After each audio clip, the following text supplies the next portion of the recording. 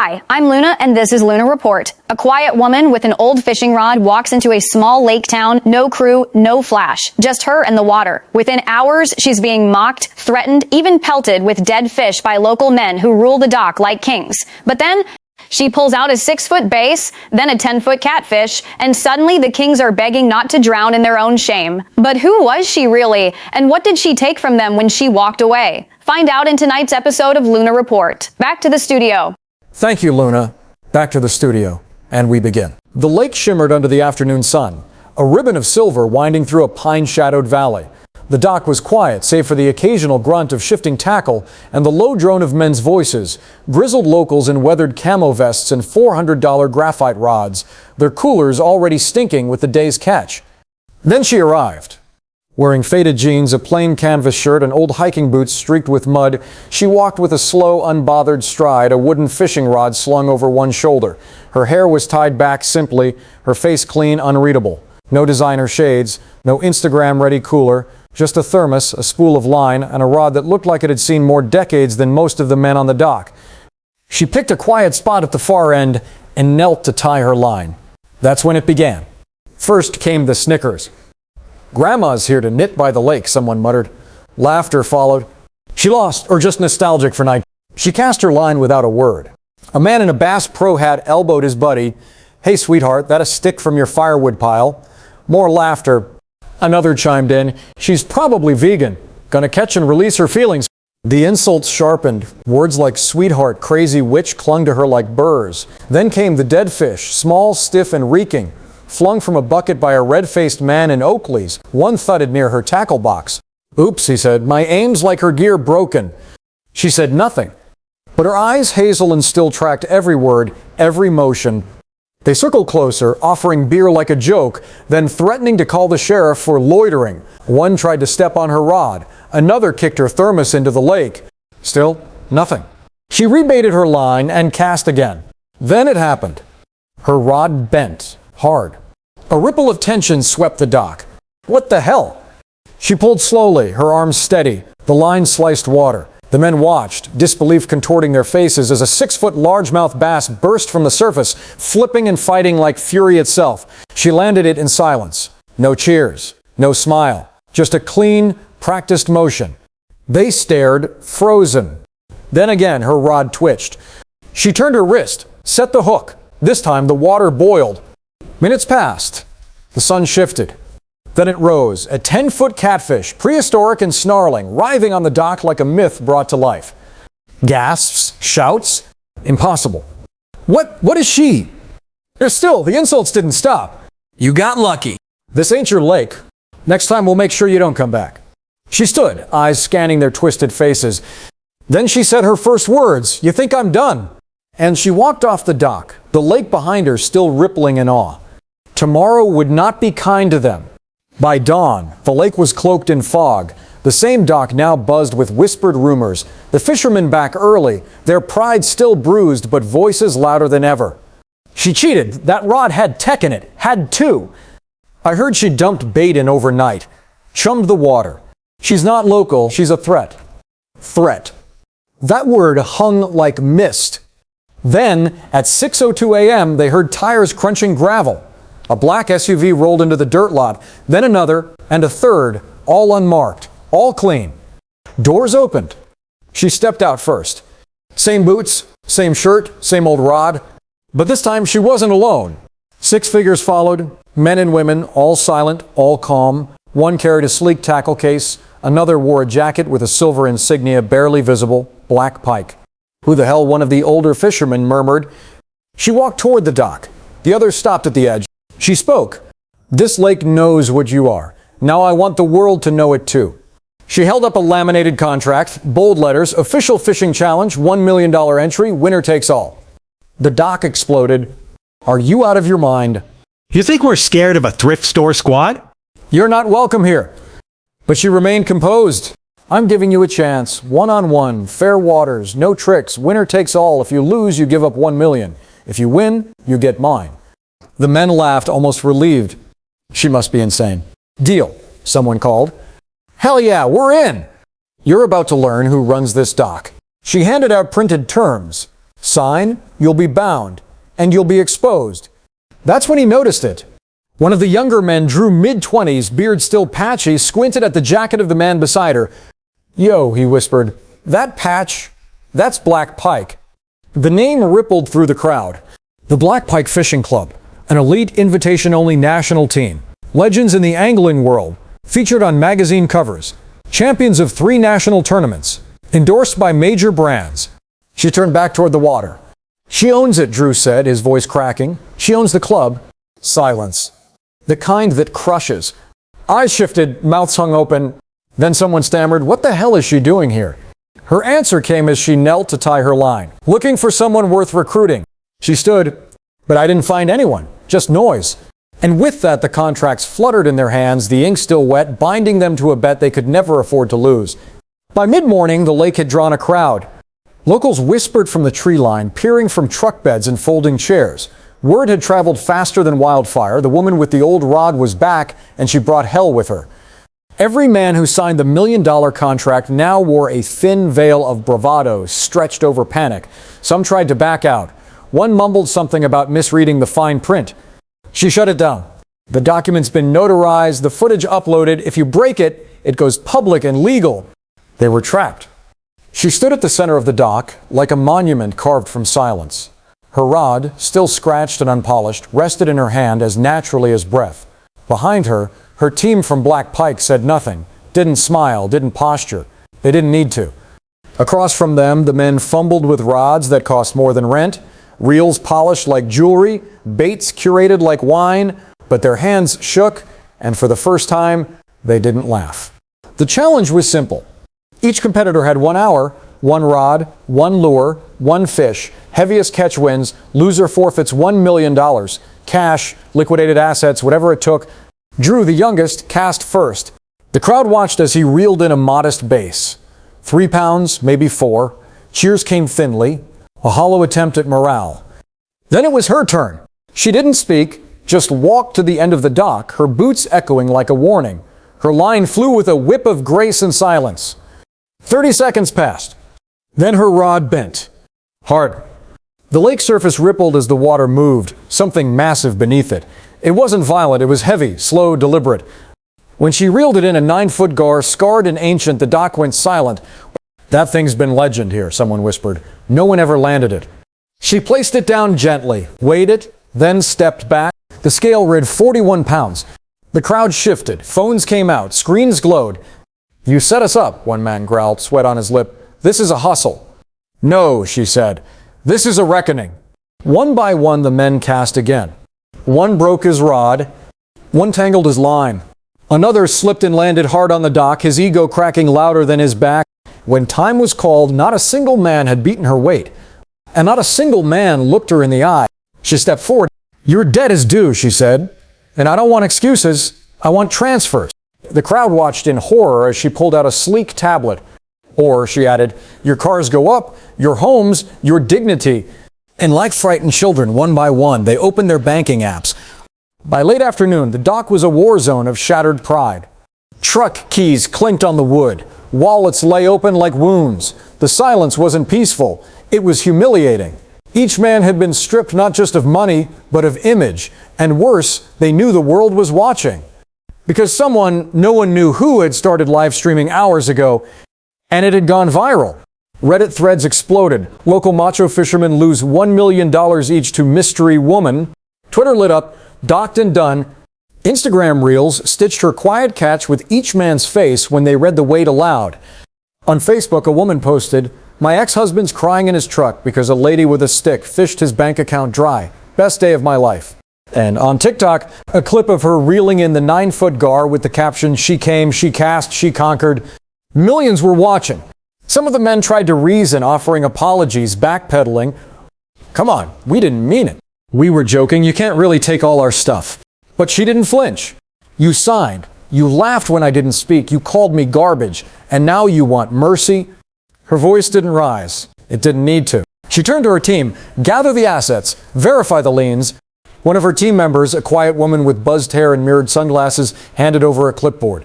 "We've got VINs, plate numbers, and real-time listings going up."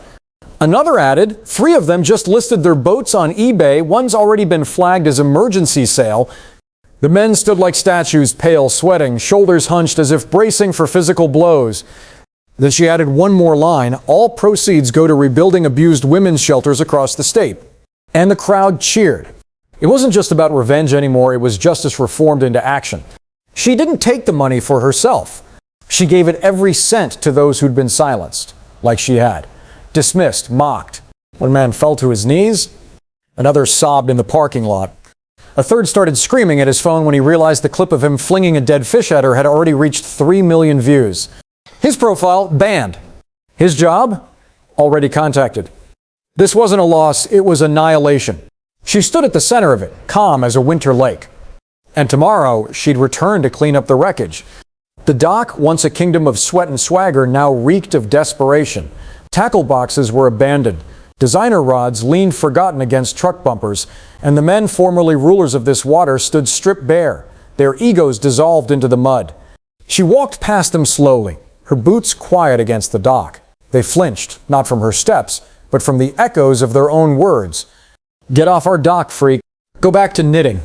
Not even worth spitting at. She had remembered every insult, not to hold it, but to weigh it. And now came the heaviest weight of all. Do you want to know why I came here? She asked, loud enough for the phone still filming, for the men slumped against tailgates, for the internet that had turned them into a cautionary tale. They looked up tired, humiliated, but still curious. She held up a leather-bound binder and opened it with a soft snap. Inside were profiles, photographs, scores, notes, and firm handwriting. I run Black Pike, she said evenly. We've swept 5 national competitions. We hold 8 world records. We don't recruit from clubs. We find people in backwaters, quiet places. Her eyes scanned them slowly. This town was a test. This lake, this dock. I came here alone, quietly to see if anyone had skill and character. A ripple of understanding passed through the crowd like cold wind. You all failed. She turned a page. You had the chance to show patience, kindness, or at the very least, silence. Instead, you chose cruelty. She looked at Drew, the youngest, the only one who hadn't thrown a fish or cheered a threat. He sat on the ground, his tackle beside him, eyes red.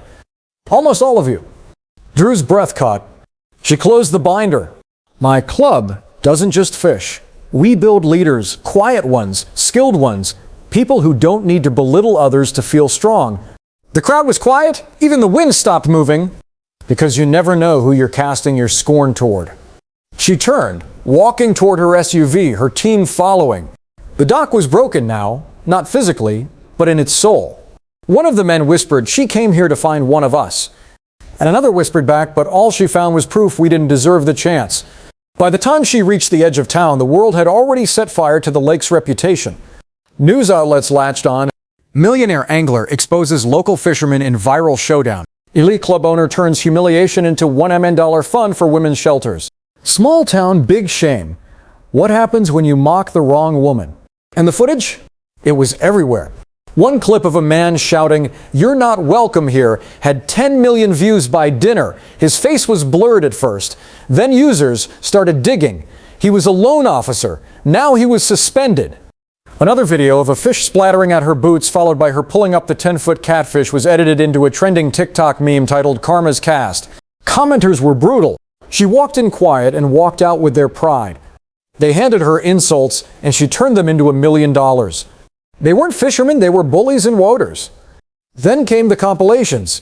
YouTubers stitching clips with commentary. Here's the moment Dave realizes he's about to lose his truck. This is what it sounds like when your ego overdrafts. Within 24 hours, GoFundMe pages started popping up from the men themselves. Help me recover after my fishing debacle. She took everything, we were set up. Please help me buy back my boat. Each was flooded with comments. She didn't take it. You handed it to her. Maybe you should have sold your pride before your truck. Actions have weight, and yours just sunk. Back at the lake, things were quieter. The regulars stopped showing up. Sponsors pulled ads from the town's fishing tournaments. The mayor tried to issue a bland statement about community values. She never responded publicly, not once. But a video surfaced a few days later, her team filming her signing over the winnings. She didn't speak, just handed a check to a stunned director of a local women's shelter. The caption read, "They threw fish, she threw light, And across the country, the woman with the old rod became a symbol, not of revenge, but of justice, served cold, silent, and with perfect aim.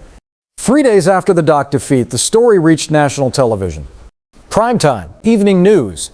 The segment opened with a split screen. On one side, her reeling in the legendary catfish. On the other, a shaky cell phone clip of a man screaming as he watched his bank account drain. Then came the interviews, not with her, but with the men. Blurry-eyed, unshaven, shivering in self-pity. "She baited us," one said, trying to twist his mouth into an apology. "We didn't know who she was." "She embarrassed us in front of the country," another mumbled. "I can't even walk into the bait shop anymore." Then the host paused, smirked, and said, "But isn't that exactly what you tried to do to her?" The screen cut to a now viral image. One of the men, barefoot, holding a cardboard sign that read, "Lost my truck to a lady fisherman. Don't laugh. Please donate." It was his idea. He posted it on Facebook hoping for sympathy. Instead, it was stitched into a montage with banjo music and the caption, "Fished by the Queen, fried by the internet." Within hours, the image was everywhere. T-shirts, stickers, memes. Someone even made a parody commercial. A luxury cologne ad rebranded as "Regret for Men Who Underestimated Women." Even his own mother commented on his post, "You always were arrogant, son. Now the world knows it."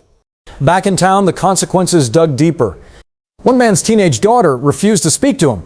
"You bullied a woman on camera. You think that's what strength looks like?" Another tried to blame cancel culture until screenshots of his own words surfaced. "She's a nobody. Let's drown her out." She, meanwhile, hadn't posted a single comment. Her silence became legend. Her restraint worshipped.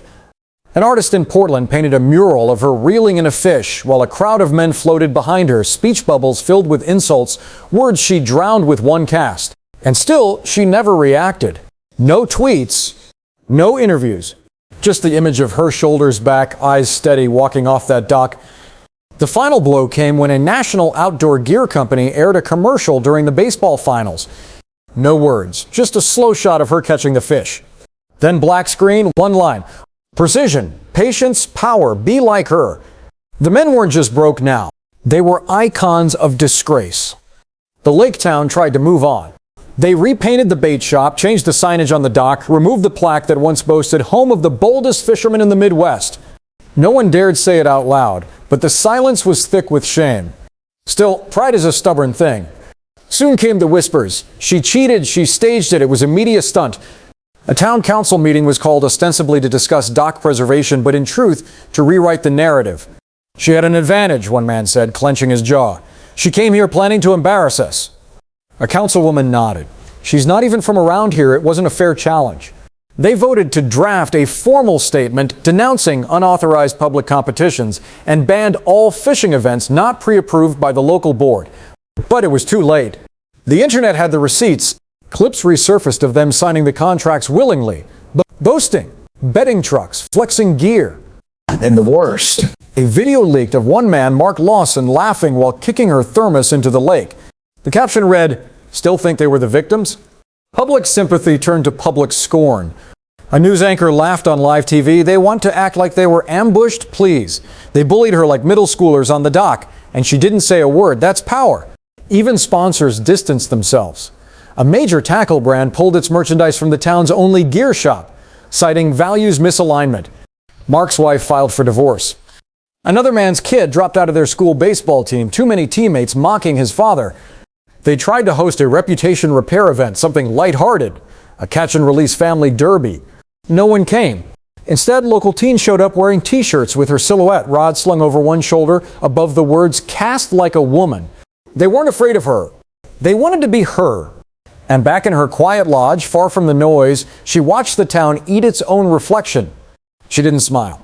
She just turned to her team and said, "No response, let them finish their own sentence," and went back to tying her line. Summer ended early for the lake town. Tourists dried up, fishing tournaments were canceled, corporate sponsors ghosted, the once boisterous dock became a ghost plank, splintered, sun-faded, and silent. And then came the letter. Hand-delivered, embossed seal, heavy cardstock, to the fishermen of Red Hollow Lake, from the Black Pike Council. Subject, final statement and closure. The letter wasn't cruel, it wasn't gloating, it was surgical. It recapped the sequence of events, each incident documented with timestamps, signatures, and footage. The dead fish, the threats. the humiliations, the binding contracts, the winnings, the donations, and then you were not defeated by strength. You were not undone by deception.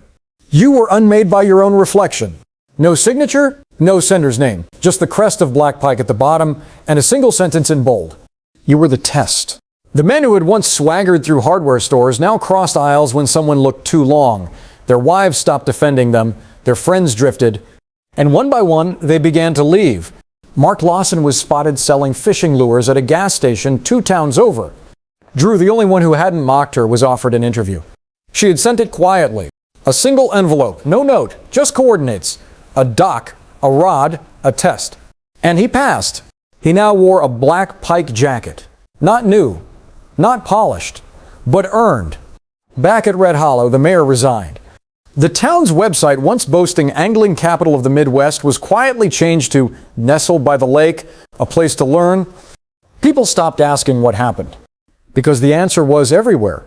In the empty bait shop, in the silent dock, in the girl with the ponytail who sat by the lake every evening, casting an invisible line into still waters, dreaming of one day being like her.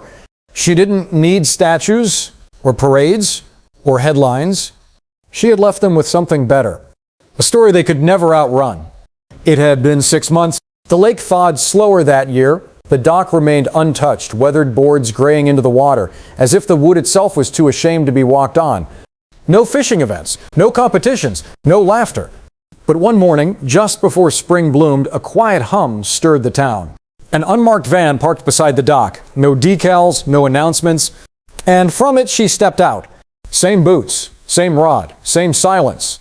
This time there were no jeers, only the sound of water brushing against shore and shutters clicking from respectful distance. She stood at the edge of the dock for a long time, breathing in the cold. Then she knelt and unpacked a small cedar box. Inside, a reel. Worn, cracked, belonged to her father. He taught her how to cast, not with swagger, but with stillness. How to listen to the line, to feel for the tug that didn't thrash, but whispered. She strung the reel, and then she cast one final time. Not for a record, not for a title, just for memory. The line flew elegant, weightless, infinite. It arced across the lake like a ribbon of closure. Behind her, the town watched. Some from porches, some from cars. A few of the men, older now, humbled by months of silence and scorn, stood at the tree line, hats in hand. They didn't approach. They knew better. She reeled in nothing. And yet, everything. Then she turned. No speech, no nod. Just a long look across the lake at the place where she had once been mocked, reduced, and tried. And where she rose, she left the box on the dock with a note. Teach your daughters to fish. Teach your sons to listen. No signature. No need. By that evening, someone had mounted the box to the dock's railing. A little girl was seen there the next morning, lying trembling in the water, eyes squinting at the horizon. Not looking for fish, looking for grace.